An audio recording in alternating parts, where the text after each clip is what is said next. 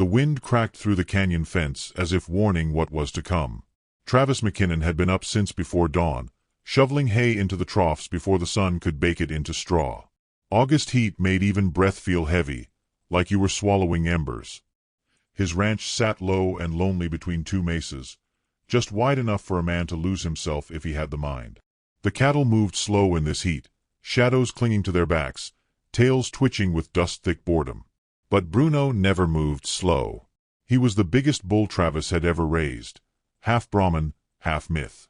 Born during a winter ice storm, abandoned by a dying mother, raised on the warmth of a little girl's arms and bottles of goat milk warmed on a stove. Bruno wasn't just cattle.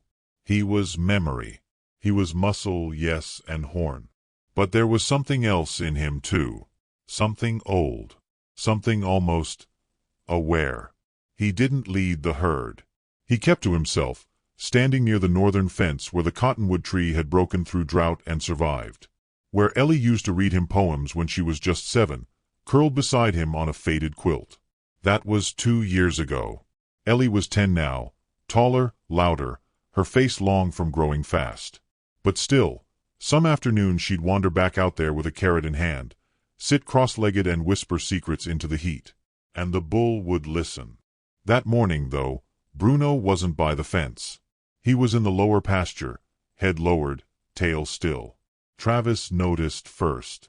"Looks like he's fixin' to charge," muttered Jeb, the ranch hand with skin like split leather and a voice like gravel. But Bruno wasn't charging. He was watching something none of them had seen. At first, Travis thought it was an irrigation pipe, long and dark, laid too far out in the wrong soil. But it moved. Slow. Thick, patient, a shape from some ancient world, 20 feet long, gleaming like wet boots. "Jesus," whispered Jeb.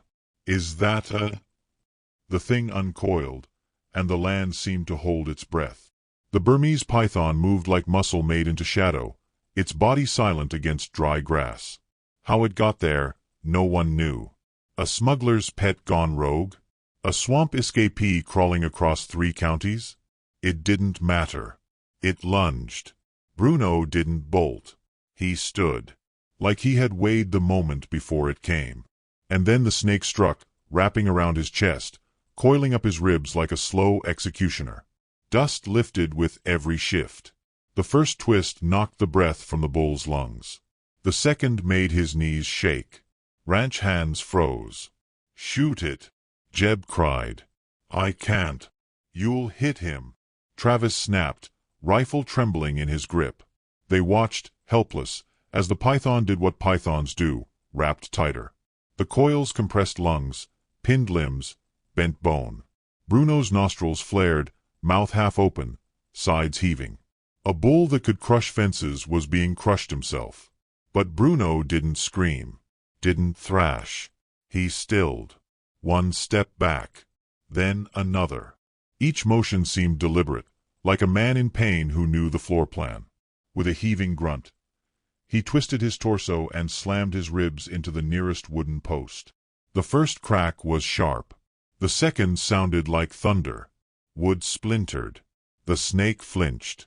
That flinch was all the bull needed. He reared, not wildly, but as if he understood leverage. He fell onto the snake, back first, sending a shiver through the coiled body. One loop loosened. Bruno pushed off his front legs, rolled again. The third twist pinned the snake's head just long enough for him to rise. The python slithered off, injured but alive, disappearing into the creek it had come from. Silence swallowed the pasture. Just the moan of wind and the quick breath of disbelief. The men didn't move. Did he just... Jeb started, then stopped. Bruno stood bleeding. One eye swollen, flank streaked with dirt and dark red. His chest heaved once, twice. Then he turned, not toward the men, but toward the fence at the north pasture, toward the cottonwood. And he began to walk. Ellie came running just as the bull crossed into the far field. She wore a sundress and bare feet, her hair still tangled from sleep. "Daddy, what happened?" Travis couldn't speak. She looked to Bruno. He was limping now, slow but steady, leaving small dark prints across the dirt. Is he okay?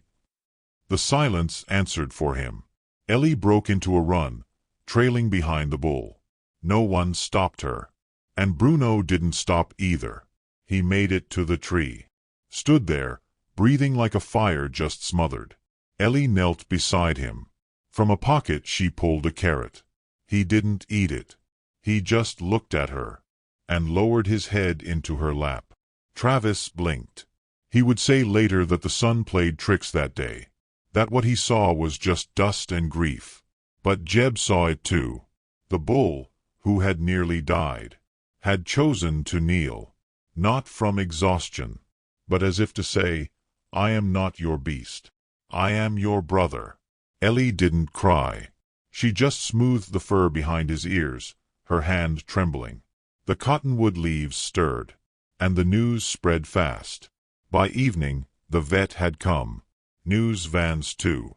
A scientist from San Antonio asked how old the bull was, what breed, what diet, if he'd ever seen a python before.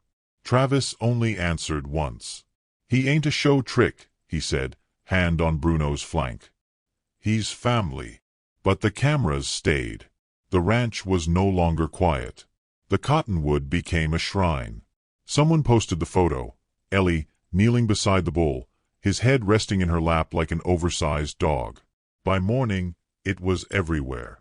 And while the world debated if it was real, Bruno stood up, walked behind the tree, and vanished from sight. Travis searched the canyon at dawn. Jeb checked the fences. The vet came back with tranquilizers. But the bull was gone. All that remained was the path he left, and the memory of his silence. By noon, Ellie sat under the cottonwood again, yellow blanket tucked under her, waiting. She didn't bring a carrot this time, just a poem. About loyalty, and the ones who don't run from monsters, even when they're losing. And far off, past the fence, in a place the wind curled different, a single hoofprint pressed into the dirt, still warm. The cottonwood stood like an old witness, its bark furrowed deep, its shadow long across the pasture. For 3 days, the bull did not return. Travis stayed up each night, lantern flickering beside his boots, hat tipped low over his eyes but never sleeping. The men searched the arroyos and creeks, left feed piles under juniper trees, and checked the old horse shed Bruno used to rest in as a calf. But each trail ended the same, trampled brush, a faint hoofprint, then nothing. And yet Ellie returned every evening. She would slip out the back door with her yellow blanket folded under one arm and the worn book of poems under the other. She said nothing to her father. She just went, like someone answering a promise. She'd sit under the tree, open the book, and read. Her voice was quiet but certain, soft as creek water over stones. He's not gone, she whispered once. He's hiding. The ranch turned restless. Reporters still hung around the gate, hoping for a glimpse or a second act. The viral photo had taken off. One tabloid claimed the bull was sacred. Another said it was all staged. Some animal psychologist gave an interview declaring, there is no evidence bulls possess advanced cognition. This was likely coincidental survival. But Ellie disagreed. It wasn't survival, she said to Travis one night, curled beside the window. He knew. He used the post on purpose. Travis wanted to argue, to remind her that animals act on instinct, not design. But he couldn't get the image out of his mind. Bruno slamming his side into that fence post with exactness, not panic. It hadn't been flailing. It had been aimed. Ellie wasn't wrong. What bothered Travis most wasn't that the bull had survived. It was that he had chosen to leave. On the 4th day, the temperature dropped. A rare front rolled in from the east, dragging clouds like smoke. Ellie didn't bring her blanket this time. Just the book, a tin of carrots, and her mother's scarf tied around her braid. Travis watched from the porch as she disappeared into the cottonwood's reach. But it wasn't the bull who met her. It was a sound, a rustle, then a flash of something dark, thick, and moving low through the grass. At first, she thought it was wind, until she saw the pattern. Coiled, wide, muscles under scales. She didn't scream. She backed away slow, carrots spilling from the tin, her boots barely making a sound on the dry soil. Her hands shook, but her feet held steady. The Burmese python, somehow still alive, perhaps drawn back by the scent, the same hunting grounds, lifted its head from the grass. Its tongue flicked, and then it moved, fast and hungry. The scream never came from her. It came from Travis. He'd seen the motion from the porch and fired a warning shot into the sky. The ranch hands sprinted toward the tree, rifles raised. But it was too far. The snake had already lunged. And from the side, through the trees, like a shadow peeled from the earth, came Bruno. Not charging. Not roaring. Running. He collided with the python mid-strike, his shoulder knocking the snake sideways, mouth missing Ellie's arm by inches. She fell. Rolled. But Bruno didn't stop. He wheeled, hooves crashing into the ground, a bellow torn from his chest so deep it echoed like thunder. The snake tried to rap again, but the bull twisted. One loop caught his hind leg. The second found his back. But Bruno dropped, deliberate, devastating. He landed with his full weight onto the serpent, slamming it into the earth. The python hissed. Bit once, into the thick muscle of the bull's neck. But Bruno didn't rise. He rolled. A third time. And the snake stopped moving. By the time the men reached the field, Ellie was curled beside the tree, tears streaming, fists clenched in the soil. And Bruno lay still. Not dead. But not standing. The vet was there within the hour. Sedatives. Saline. Gauze. He muttered phrases no one wanted to translate. Neck puncture, muscle tear, internal bleeding likely. Ellie sat beside Bruno's head, her fingers running gently down his jaw. His eye followed her, half-lidded, heavy. She whispered something Travis couldn't hear. A stretcher was impossible. So they built a shelter around him. Wooden posts. Canvas roof. Blankets. Feed. Water. A stall not to keep him in, but to keep the world out. Reporters came again. But this time, no one opened the gate. Inside the shelter, Ellie stayed each night, curled beside him, her book open but unread. Her father brought food. She didn't touch it. On the second night, she braided her scarf into the bull's halter. On the third, the vet returned and shook his head. "He may never walk again," he said softly to Travis. "If he does, it'll be slow. Likely not far." But that night, something changed. As the wind quieted, Travis walked out to the shelter. He found Ellie sleeping beside Bruno, his massive head against her ribs.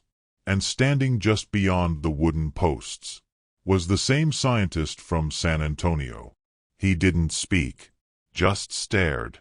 Travis walked over. "You want a quote?" he asked, voice low. The man took off his glasses. "No," he said. "I wanted to see it with my own eyes." And he did. Because Bruno, against all medical reason, lifted his head. Then, with a soft grunt, pushed one hoof against the ground. Twice. Testing. Trying. The scientist said nothing more. He left a small badge, his university ID, on the fence post. A gesture. A surrender. The next morning, Ellie woke to birdsong and a strange emptiness. Bruno was gone. The blankets scattered. The water bucket tipped. And outside the stall, just past the tree, were hoof prints. Deep, fresh, headed north. No one saw him leave. No one followed. The python's body had already been buried. Ellie ran, barefoot, into the dusted dawn. She called for him. Cried his name. But the field only echoed silence.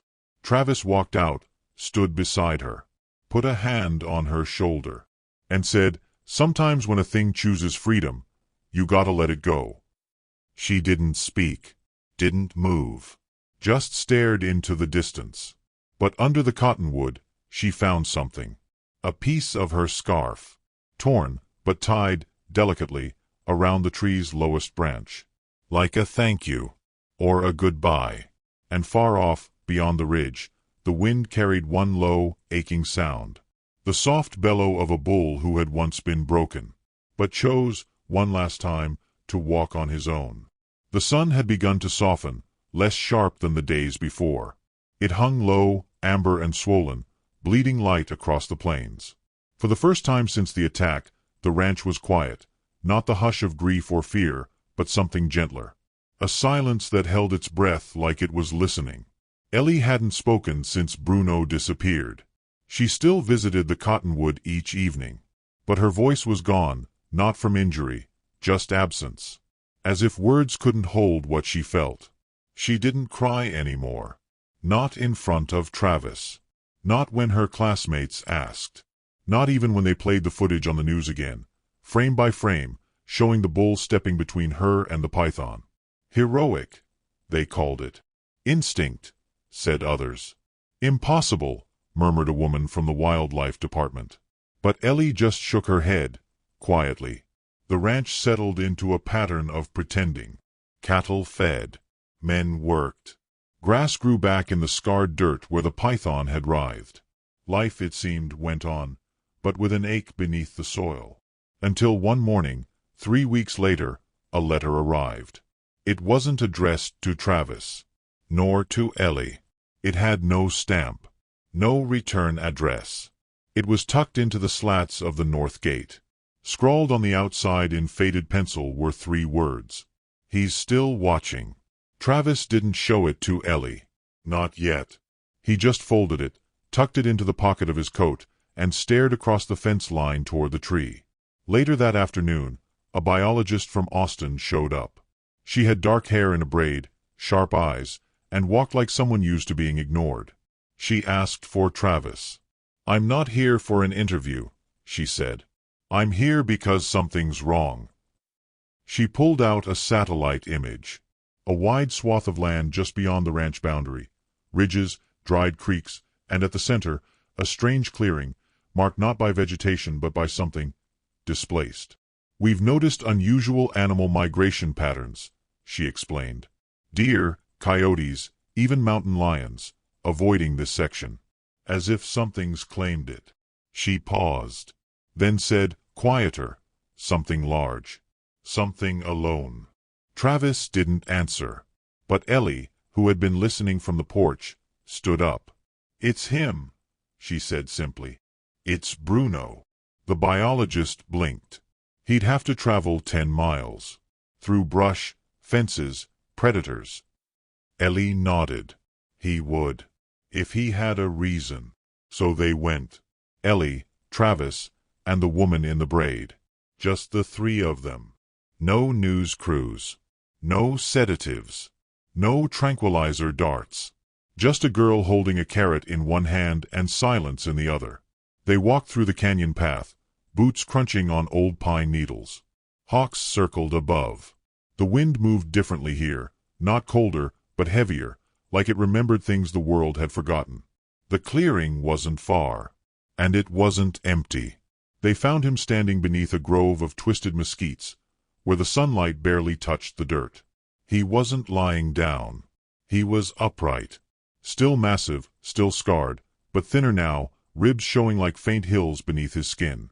His eyes were alert, but not frightened. He didn't move when they approached. Didn't charge or run. Just stood. And Ellie stepped forward. No words. No noise. Just presence. She reached into her pocket, pulled out the last carrot. Held it out. Bruno didn't take it. He just lowered his head. And breathed. The air between them shifted. A moment too real to be imagined. And then he turned, slowly, and limped toward the far side of the grove. They followed, careful, respectful. What they saw next made even Travis stop cold. Bruno had cleared a space. Not by force. Not by grazing. But with precision. Brush pushed to the edge. Rocks arranged in a circle. In the center, a shallow ditch filled with rainwater. And in that ditch, 3 small animals lay curled together. Coyotes. Pups, barely 2 weeks old. And beside them, the faint bones of their mother. Dead. Likely days. The biologist stepped forward, hand over her mouth. "He's guarding them." Bruno looked back once, and then lay down. Not beside the pups, but between them and the edge of the grove. Like a shield, like a sentinel. And no one spoke. Not for a long time. On the walk back, Ellie finally said what had been building in her for days. "He didn't leave because he was done." Travis nodded, slow. "He left because something else wasn't." "He doesn't just protect people," she added, voice tight. "He protects anything that needs it." That night, she wrote something on a page torn from her poem book, folded it into fourths. And the next day, she walked alone to the cottonwood and tied it to the lowest branch with her mother's scarf.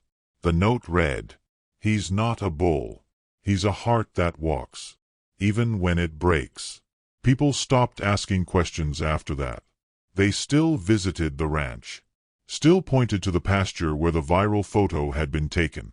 But the story changed. It wasn't just about the python anymore. It was about what came after. The protection. The choice. The understanding. Bruno was never captured. Never tagged. Never caged. But he was seen. Once more, a week later, standing at dusk near the same cottonwood, watching the ranch from the hill above. Ellie saw him first. She didn't call out. She didn't run. She just placed her hand over her heart. And nodded. He didn't stay. Just turned and walked back into the trees. And that was enough. That night, Travis sat by the fire, turning the letter over again in his fingers, the one left at the gate. He's still watching. And for the first time in weeks, he smiled. Because he believed it. Some things don't need to be named to be known. Some protectors walk on four legs, through thorns and silence, never asking to be remembered, only hoping the ones they saved will never forget. And out beyond the cottonwood, just before the light disappeared, a shadow passed through the field. Moving slow, but never stopping. The season shifted with no announcement. The grass lost its golden bristle and softened into a muted green. The air cooled. Nights grew longer, and the fire in Travis's hearth seemed to last a little slower, like even flames had memories to sit with. Ellie had stopped reading aloud beneath the cottonwood. She didn't need to anymore. Instead, she began drawing.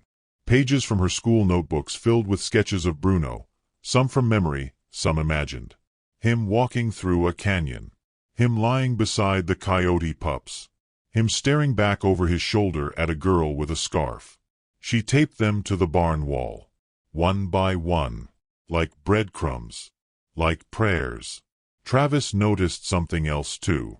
The herd moved differently now. More alert. They stayed away from the grove, but never ran from it. As if they sensed something had taken up residence beyond it, and decided that whatever it was watching over them. One morning before sunup, Travis found fresh tracks near the fence. Bruno's. They weren't wandering. They were circling. Guarding. The vet returned, invited by the biologist. They set up motion-triggered cameras at the edge of the clearing, hoping to document his behavior without intrusion. A quiet agreement had formed among those who knew. No more attempts to capture, no more darts or collars. Bruno was no longer a bull for study. He was something else. And then, it happened again. It started with a sound. Soft, rhythmic, hollow. Like a distant drum. Travis was fixing a hinge on the barn door when he heard it. Ellie was the first to reach the tree. She saw the dust first. A fine trail, too purposeful to be wind. Then she saw them. 3 teenagers, local boys, laughing too loud, too wild, dragging something across the pasture. Something limp. A dog. Bloodied.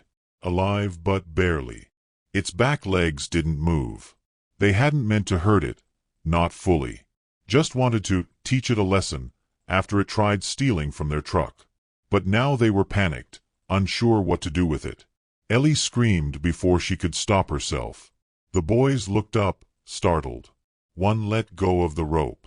And then, from the ridge, the ground shifted. Bruno. He came down slow. Not with rage. With resolve. The boys froze. One stumbled back, tripping on his own feet. Another started to shout, then swallowed it. Bruno didn't charge. He walked between Ellie and the boys. Stopped. Lowered his head. The dog whimpered.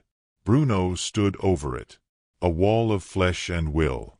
Travis had arrived by then, rifle in hand, but he didn't raise it. He stood beside his daughter, both of them barely breathing. The boys ran. No one chased them. Bruno didn't move until they disappeared beyond the trees. Then, slowly, he nudged the injured dog with his muzzle. Gently, patiently, and lay down beside it. That evening, a storm rolled in.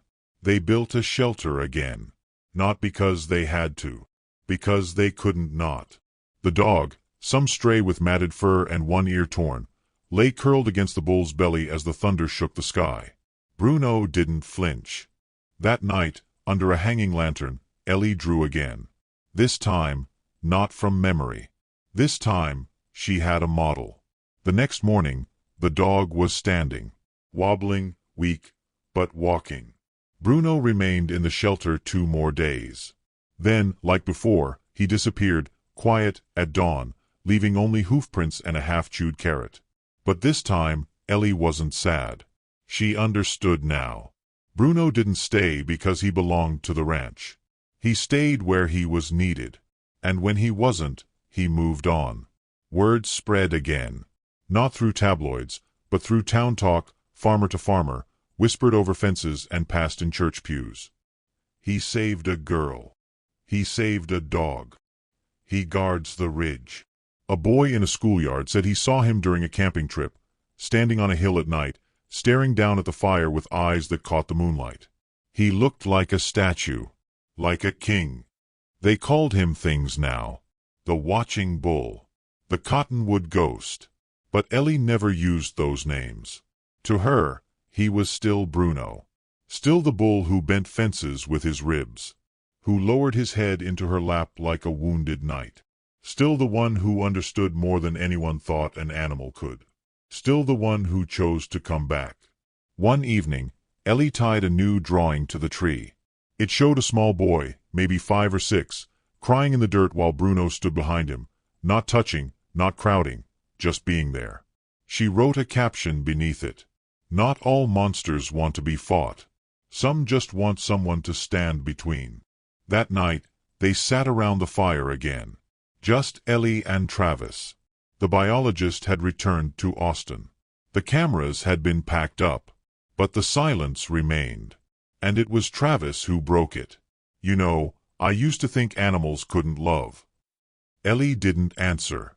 He added quieter, thought it was just survival. Instinct. But he didn't run. Not from the snake. Not from the boys. Not from you. Ellie looked into the fire. He ran toward. Travis nodded. Then said something he hadn't said in weeks. You think he'll come back? Ellie shrugged. He doesn't need to. We're safe now. She reached into her pocket, pulled out one last carrot, and tossed it into the flames. Not to waste. To offer. Like a story with no ending. Just breath. And just as the fire cracked in response, a shape passed beyond the fence line. Massive. Slow. But unmistakable. Bruno. He didn't stop. Didn't look back. But the flame caught his silhouette for just a moment. And in that moment, the wind picked up the smoke and carried it west.